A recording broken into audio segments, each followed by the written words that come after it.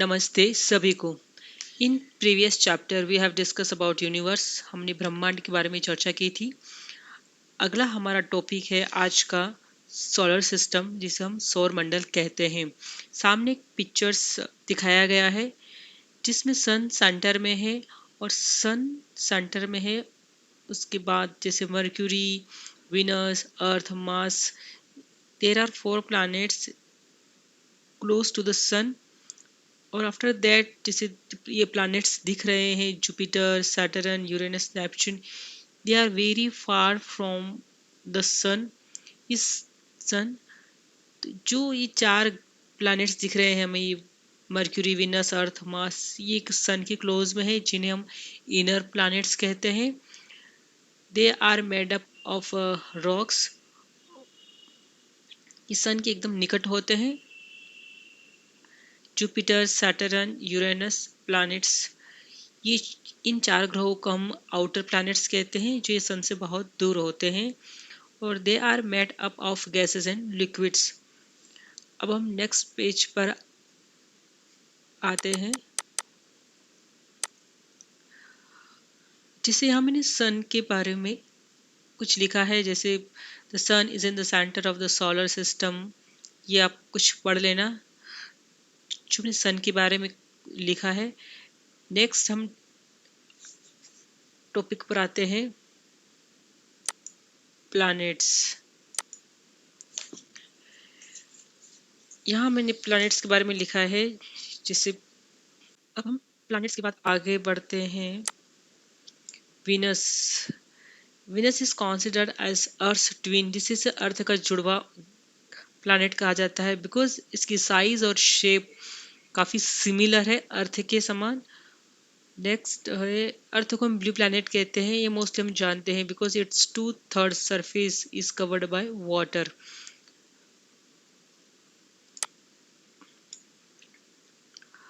Next आगे लिखा है, the moon moves around the earth in about 27 days. It is about 3,84,400 kilometre away from us. अब यहाँ मैंने लिखा है एक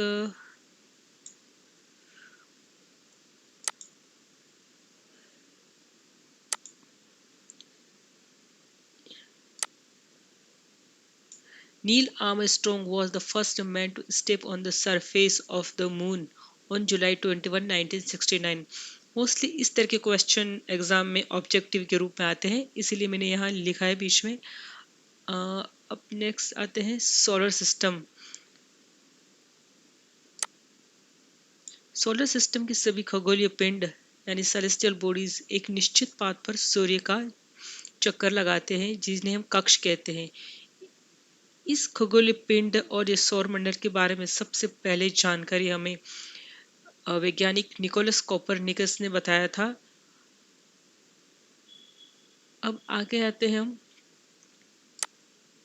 सूर्य के पास, सूर्य के निकट जो भी ग्रह हैं, बुध, शुक्र, पृथ्वी, मंगल को हम आंतरिक ग्रह या धरातलीय ग्रह भी कहा जाता है, जैसे मैंने शुरू में ही आपको ये बता दिया था।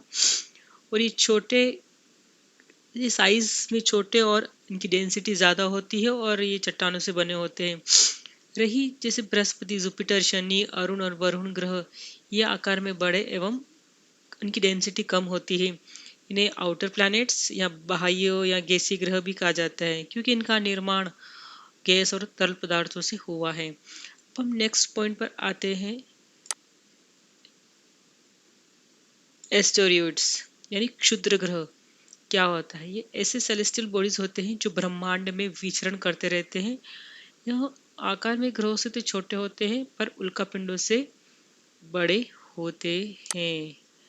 अब नेक्स्ट हम आते हैं, ये जो लिखा हुआ है, there are numerous tiny bodies which also move around the sun. These bodies are called asteroids. They are found between the orbits of Mars and Jupiter. शुरुआत में जो मैंने सोलर सिस्टम का पिक्चर दिखाया गया था, उसमें ये शो किया गया है जो 4 इनर प्लैनेट्स हैं और 4 आउटर प्लैनेट्स हैं, उनके बीच में एक एस्टेरॉइड बेल्ट बना हुआ है। मोस्टली एस्टेरॉइड्स वहीं मूव करते हैं। सबसे पहला क्षुद्र ग्रह जिसकी खोज 1819 में यूसेप पियाजे द्वारा की गई थी। ये इस तरह के भी क्वेश्चन एग्जाम में आते हैं। मोस्टली इस तरह के क्वेश्चन ऑब्जेक्टिव के रूप में आते हैं। अब हम नेक्स्ट आगे बढ़ेंगे।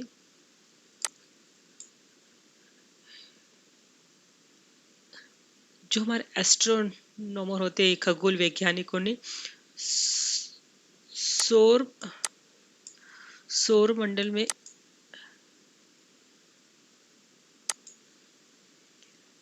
खगोल वैज्ञानिकों ने सौर मंडल के सभी पिंडों के कई वर्ग बनाए हैं, जैसे ग्रह, उपग्रह, बौने ग्रह और लघु पिंड। आगे हम नेक्स्ट इनके बारे में थोड़ा थोड़ा पढ़ेंगे कि ड्वार्फ प्लैनेट्स मीन्स बौने ग्रह होता क्या है। ड्वार्फ प्लैनेट्स जो सूर्य की परिक्रमा करते हैं और दूसरे पिंडों का रास्ता भी काटते हैं, उन्हें बौना ग्रह कहते हैं। आगे जैसे अभी मैंने लिखा है IAU means International Astronomical Union.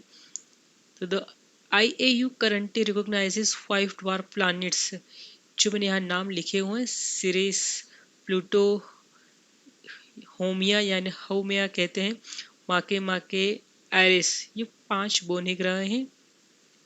बौना ग्रह मीन्स एक ऐसा आकाशिक पिंड होता है जो किसी अन्य ग्रह की परिक्रमा नहीं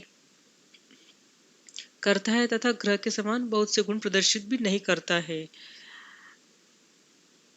अब आगे बढ़ते हैं। सेलेस्टियल बॉडीज यानी आकाशीय पिंड को भी हम 3 भागों में विभाजित करते हैं जो तारे की विशिष्ट कक्षा में परिक्रमा करते हैं।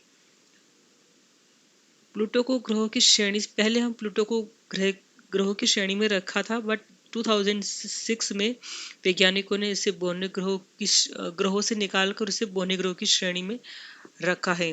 सबसे बड़ा ड्वार्फ प्लैनेट्स यानी बौना ग्रह प्लूटो है और छोटा होमिया है। ये मोस्टली भी इम्पोर्टेंट क्वेश्चन है जो आ सकता है। यहाँ मैंने लिखा है IAU international astronomical union was founded in 1999। इसके बारे में जानकारी मैंने यहाँ लिखी हुई है, आप इसे रीड कर लेना।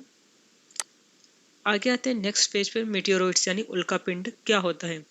ये एक स्मॉल पीस ऑफ स्पेस, इस small piece of space rock the, यहाँ पर भी मैंने इसके बारे में पूरी जानकारी लिखी हुई है, आप इसे रीड कर लेना। अब आते हैं next, difference between asteroids and meteoroids. Asteroids क्षुद्र ग्रह और उल्कापिंड। क्षुद्र ग्रह सूर्य के चारों ओर घूमने वाली चट्टानी वस्तुएं हैं। क्षुद्र ग्रह मंगल और बृहस्पति के बीच की एक पट्टी में होते हैं और इन्हें अवांतर ग्रह भी कहा जाता है। रही बात क्षुद्र ग्रहों की, इनका निर्माण ग्रहों के बाद बचे मलबे से होता है। सेरेस इसका प्रमुख एक एग्जाम्पल है। अब आते हैं हम उल्कापिंड पर। उल्काएं, धूमकेतुएं क्षुद्र ग्रहों से टूटे हुए टुकड़े होते हैं जो पृथ्वी के गुरुत्वाकर्षण से धरती की ओर खींचे चले आते हैं, बट मार्ग में वायुमंडल से घर्षण के कारण वे जलने लगते हैं और नष्ट हो जाते हैं। वायुमंडल में घर्षण के समय ये चमकीली रेखा के रूप में दिखाई देते हैं जिन्हें हम टूटे तारे कहते हैं। कुछ उल्काएं बड़ी होने के कारण पूरी तरह से नष्ट नहीं हो पाती हैं तथा पिंडों के रूप में पृथ्वी से टकरा जाती हैं। इस स्थिति में इन्हें उल्कापिंड कहा जाता है और इससे पृथ्वी पर गड्ढे बन जाते हैं। आते हैं अब नेक्स्ट पेज पर। अर्थ एंड इट्स स्फीयर यानी पृथ्वी और इसका परिमंडल। बात हम सोलर सिस्टम में अगर अर्थ की करते हैं तो सूर्य से दूरी के अनुसार क्रम में वो तीसरा होता है, बट साइज के अकॉर्डिंग यह सौर मंडल का 5वां बड़ा प्लैनेट है। अन्य ग्रहों की तरह संपूर्ण प्रकाश एवं ऊष्मा पृथ्वी को सूर्य से ही प्राप्त होती है। शुक्र को पृथ्वी का ट्विंस प्लैनेट माना जाता है क्योंकि उसका साइज एवं आकार लगभग पृथ्वी के समान ही है। यह रीड कर लेना, मैंने काफ़ी कुछ लिखा हुआ है। नेक्स्ट हम आगे बढ़ते हैं। ये सूर्य के निकटवर्ती ग्रह अधिक गर्म और मीन्स कहना चाह रहे हैं कि सूर्य की जो पास प्लैनेट्स हैं वे अधिक गर्म है, बिकॉज सन के निकट है इसलिए। और जो प्लैनेट्स सन से काफ़ी दूर हैं वे अत्यधिक ठंडे हैं, इसलिए वहाँ पर जीवन की पॉसिबिलिटी नहीं है। पृथ्वी का औसत तापमान 15 डिग्री सेंटीग्रेड है, जो किसी भी जीवन के लिए एक आदर्श है। यहाँ तापमान वायुमंडल के कारण बना है। यहाँ पर्यावरण के प्रमुख 3 घटक के बारे में थोड़ी सी चर्चा करेंगे। पृथ्वी की पृथ्वी का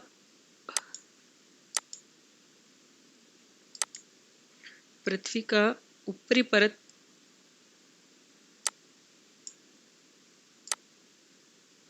पृथ्वी का ऊपरी परत जिस पर हम रहते हैं उसे स्थल मंडल या हम भूमंडल कहते हैं। इन आगे 6 पेजेस में हमने काफ़ी सोलर सिस्टम के बारे में पढ़ा और काफ़ी कुछ आप लोगों को सीखने के लिए मिला। और स्टार्टिंग के फर्स्ट पेज में मैंने इन आगे 6 पेजेस में हमने काफ़ी सोलर सिस्टम के बारे में पढ़ा और काफ़ी कुछ आप लोगों को सीखने के लिए मिला। और स्टार्टिंग के फर्स्ट पेज में मैंने सोलर सिस्टम का पूरा एक पिक्चर्स दिखाया गया है और उसमें काफ़ी कुछ नीचे छोटे छोटे अक्षरों में इंग्लिश में लिखा हुआ है। कौन सा प्लानेट सन के कितने निकट है, कौन सा प्लानेट अपने अक्ष पर परिक्रमा करने में कितने दिन लगाता है, या सूर्य के चारों ओर परिक्रमा करने में कितने लगाता है, और प्लस कितने प्लैनेट्स के कितने उपग्रह हैं, वो सब कुछ आगे फर्स्ट पिक्चर्स जो दिखाया गया है उसमें डिटेल में लिखा हुआ है। अब हम आगे आते हैं शनि और बृहस्पति के बारे में थोड़ी चर्चा कर लेते हैं। शनि और बृहस्पति के कई उपग्रह होते हैं। 2 प्लैनेट ऐसे हैं जिनके उपग्रह यानी सैटेलाइट नहीं होते हैं, बुध और शुक्र। पृथ्वी का केवल एक ही उपग्रह है जिसे हम चंद्रमा कहते हैं। ग्रहों की भांति उपग्रहों में भी ऊष्मा तथा प्रकाश नहीं होता है। इन्हें भी सूर्य से ही हीट एवं लाइट यानी ताप एवं प्रकाश मिलता है। अनेक ग्रह कई ऐसे उपग्रह हैं जो चंद्रमा से भी बड़े हैं, जैसे शनि का टाइटन, बृहस्पति का गैनीमेड और कैलिस्टो आदि। अब आगे हम बात करते हैं शनि ग्रह के बारे में। शनि ग्रह के उपग्रह टाइटन पर भी पृथ्वी की तरह सघन वायुमंडल है। वहां पर भी नदियां और जलाशय और धरातल पृथ्वी जैसा ही है और उसके वायुमंडल की प्रमुख गैस नाइट्रोजन है। वहां पर जीवन संभव है या नहीं उसके बारे में भी साइंटिस्ट पता लगा रहे हैं और रिसर्च चल रही है। आगे हम बात करते हैं पृथ्वी और चंद्रमा का कंपैरिजन। चंद्रमा की तुलना में पृथ्वी लगभग 81 गुना बड़ी है। भारत में बढ़ते चांद के पखवाड़े को शुक्ल पक्ष एवं घटते चांद के पखवाड़े को कृष्ण पक्ष कहते हैं। मोस्टली इस टाइप का क्वेश्चन भी ऑब्जेक्टिव में आता है कि जैसे बढ़ते चांद के पखवाड़े को क्या कहते हैं, या घटते जब डिक्रीज होता है चांद तो उस पखवाड़े को हम क्या कहते हैं। आगे कुछ 4 मैंने इंपॉर्टेंट क्वेश्चन लिखे हुए हैं जो मोस्टली आते हैं, वो भी ऑब्जेक्टिव के रूप में, तो ये रीड कर लेना। बस आज के लिए इतना काफ़ी। अब नेक्स्ट जो मेरा वीडियो में शेयर करने वाली हूँ उसमें मैं अर्थ के बारे में, लैटिट्यूड लॉन्गिट्यूड के बारे में हम चर्चा करेंगे। आज तक के लिए इतना काफ़ी। धन्यवाद सभी को। अगर मेरा वीडियो अच्छा लगे तो प्लीज़ कमेंट्स करें। और बहुत मेहनत की है मैंने नोट्स बनाने में और सब कुछ मैंने अपने हाथ से लिखा हुआ है। धन्यवाद अगेन सभी को। Thanks for watching my video.